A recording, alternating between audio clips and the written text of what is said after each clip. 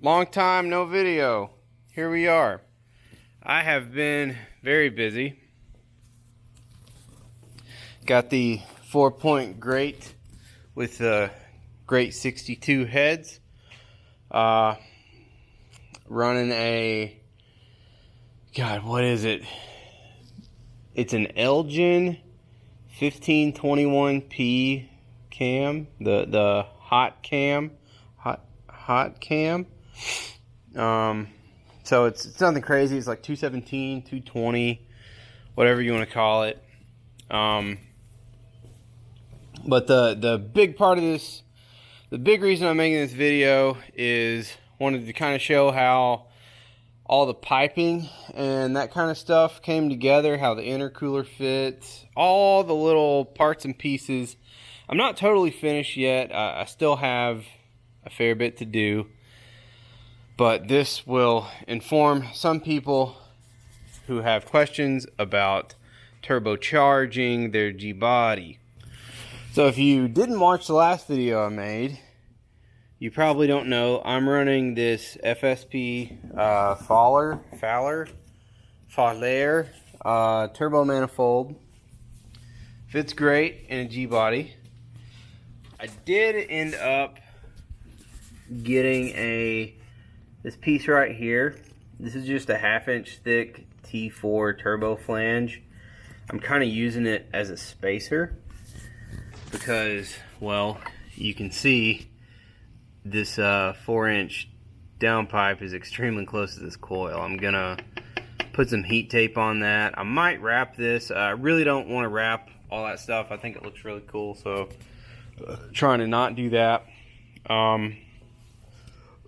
So got my turbo. This is a VS 7875 Gen 1 with billet wheel, 50mm wastegate. They will weld right onto the housing, but you have to be real careful when you're cutting your hole to get it, you know, good and centered.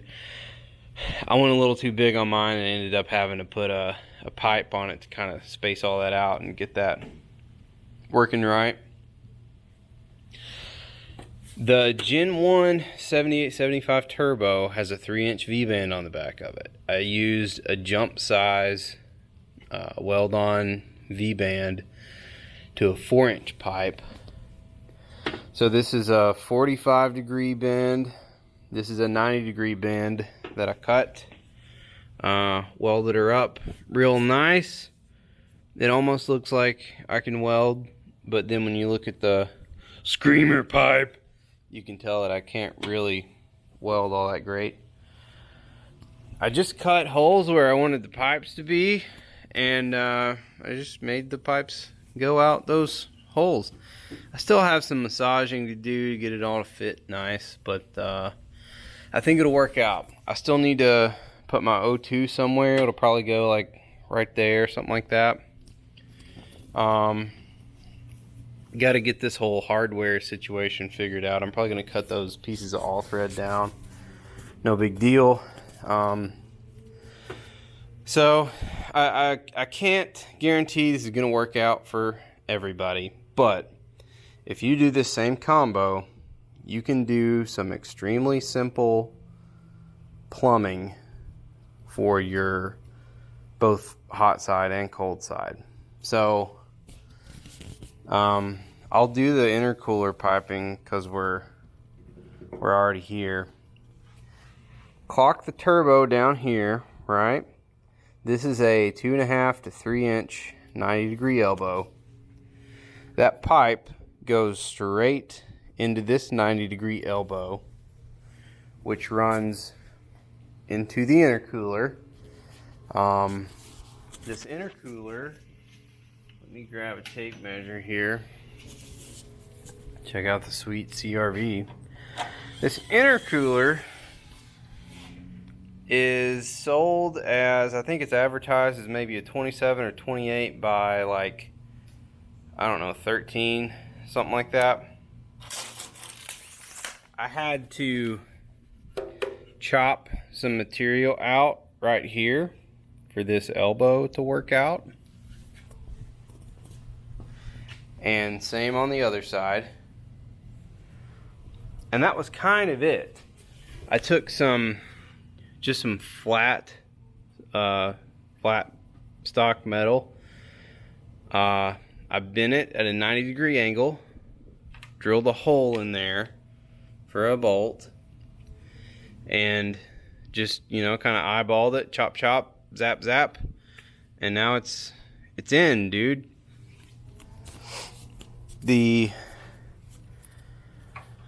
charge pipe came out early. I just ordered like a universal piping kit off of Amazon. It was $100 for some 3-inch aluminum pipe. This stuff is super thin. I had a heck of a time welding it. I only had these 290s, so I'm glad that worked out. So 90-degree boot here, and then just the 90-degree bend, and I clocked this to meet up with the throttle body. These throttle bodies do kind of point up a little bit on these Trailblazer Super Sport intakes. This is a 4-inch to 3-inch coupler, which you gotta have if you're running. That's a 90mm throttle body.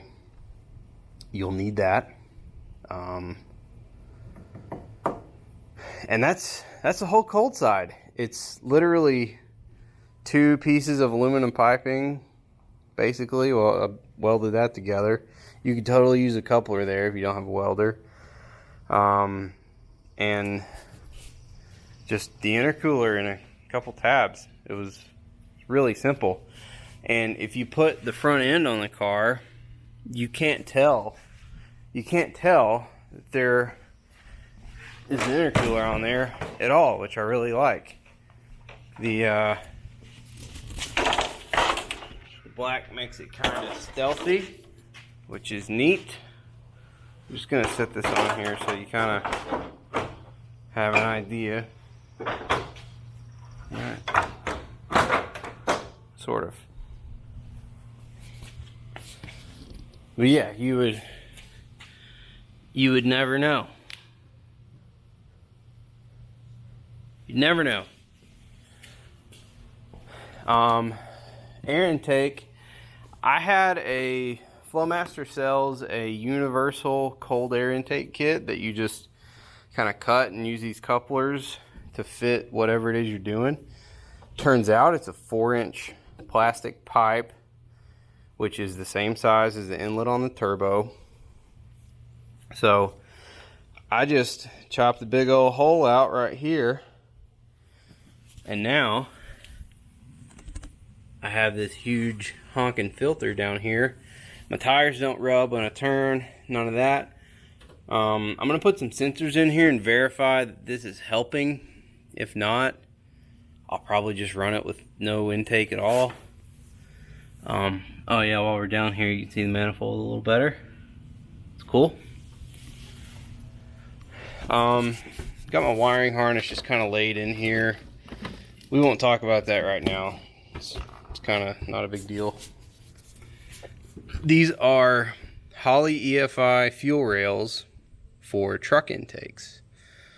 I'm using, this is the Excel version of a like a Siemens Deca 80 pound an hour injector. I might put the part number up here if I remember, maybe not, whatever. So this is a kind of a common height, but there are not brackets that exist that just work with the Trailblazer Super Sport intake and these rails. I took brackets that came with the kit and I had to modify them a little bit. I cut some material. Can I get this thing down in there? I might post a picture. I cut some material off of these and drilled another hole. They were actually the right height to adapt that and make it work. I just needed, you know, a little bit of different shape on that bracket. Fuel stuff is pretty simple. This car was already plumbed to support, you know, 800 horsepower anyway. Get this stuff out of the way. Where'd it go? The whole harness is kind of unplugged. Whatever. So this is my return line right here. This is a feed line. I'm gonna take my fuel filter, because you can't see it in this frame, but maybe you can down there. I have a Dash 8 feed coming from a Sniper EFI fuel tank. I'm gonna mount this fuel filter, like, I don't know, down here, something like that. Try to keep it away from the heat a little bit. So feed's gonna come up here to that fitting and then go out here. And this feed line, as well as the return, are running underneath the intake manifold. And they come out right there. And my feed is going straight into the rail through a pressure gauge adapter. That's a mechanical pressure gauge. I'm gonna go out through here. Then I'm gonna make a crossover rail to just kind of make a little rainbow. And then it comes out to my pressure regulator, which has a pressure transducer in it that the EFI will plug into. What am I looking at? This side is plugged, and then the return is coming out of the bottom of the regulator. I'm gonna go back under the intake. Coolant temps right there. All my TPS, the IEC, it all wound up right here, which is nice because that's where they plug in. I swapped over to, I have the Holley mid-mount accessory drive that uses air conditioning. It's got an AC compressor right here. The AC compressor does not fit with a turbo sitting right here with this manifold. There's just not room. If you were using maybe a smaller turbo or something, that might work. Or if you had room to flip this around and have the exhaust go out this way and pull air in from that direction, you'd probably have room. But this didn't work out that way. But what's cool about it is I could buy just this casting that doesn't have a, means for an AC compressor. It just has a little tensioner right here that bolts on. The water pump drive right here bolts in to the casting. My thermostat bolts in. The alternator I was already using bolts in. My balancer works. My power steering pump will work with it. I just need a shorter belt, basically. So that's pretty cool. I'm doing these MSD coils with the Holley valve covers. I went with they have a tall version of this valve cover, which is what I used to have on the car. But with this turbo, I needed clearance, so I went to the short valve cover. Let me grab a light.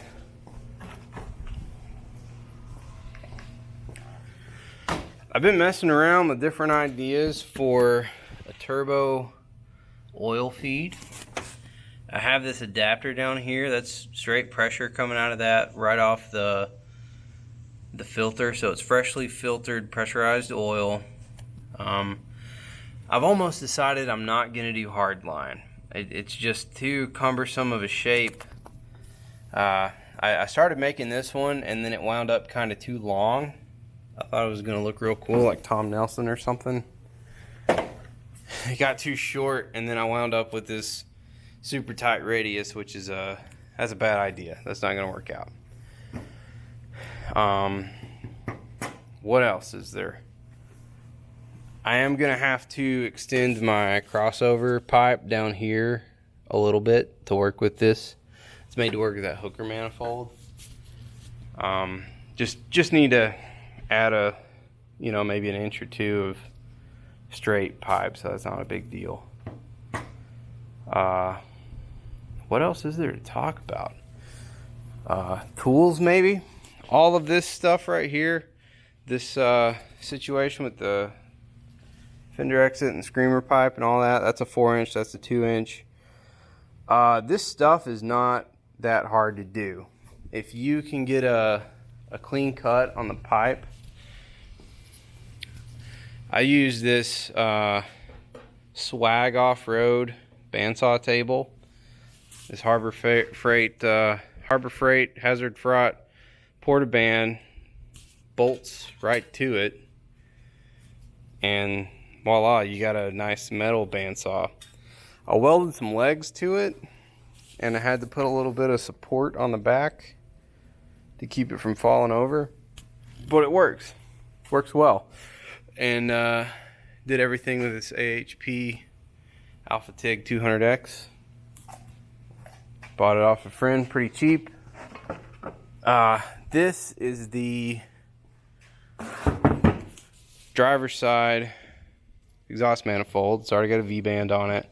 Just crossing over.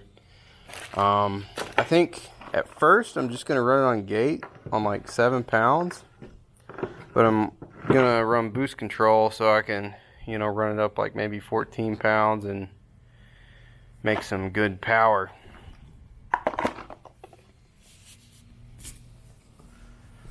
I also still need to do the turbo drain. I was really hoping with I've got the Holley 302-3 oil pan, which has 1/2-inch MPT ports in it already for turbo drains. With these motor mounts in a G-body, there's just the way it meets the K member, the cross member, there's just no room to use those mounts, unfortunately. So I'm gonna probably just tap a hole on the oil pan kind of up high close to the block and put a AN adapter and run some 10 AN down into there. Other than that, I've just got some wiring to do. I did relocate the battery to the trunk, which there's probably 1,500 videos about doing that on a G-body, but I'll just show you real quick what I've got going on. I think I'm gonna follow the advice of my good friend Devin Vanderhoof, and so I've got my battery mounted in here.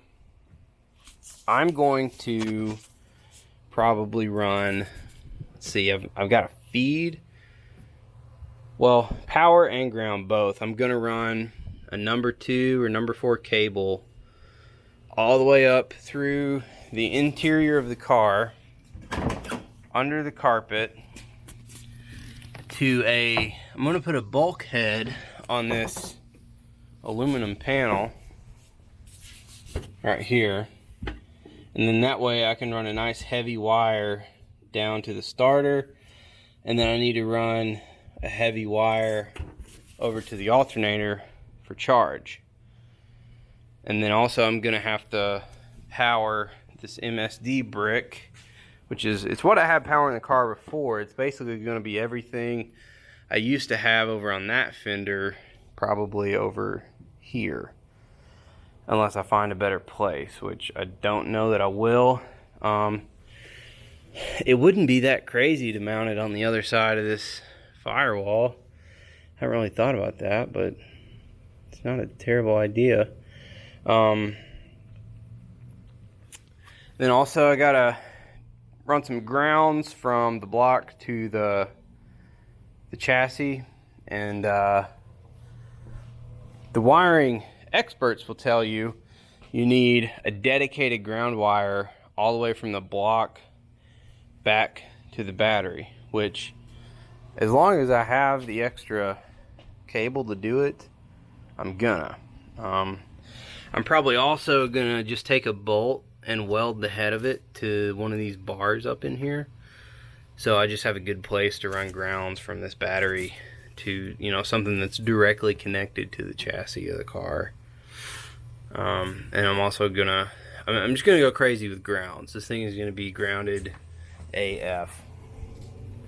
Probably gonna do away with some of the sound system stuff. I don't know, see how it works out. So yeah, that's pretty much it for now.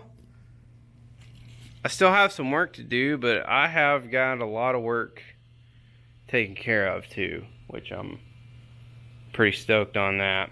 So if you have any questions, thoughts, concerns, rude remarks, just let me know. I'm sure I'll have something almost clever to say to you about it.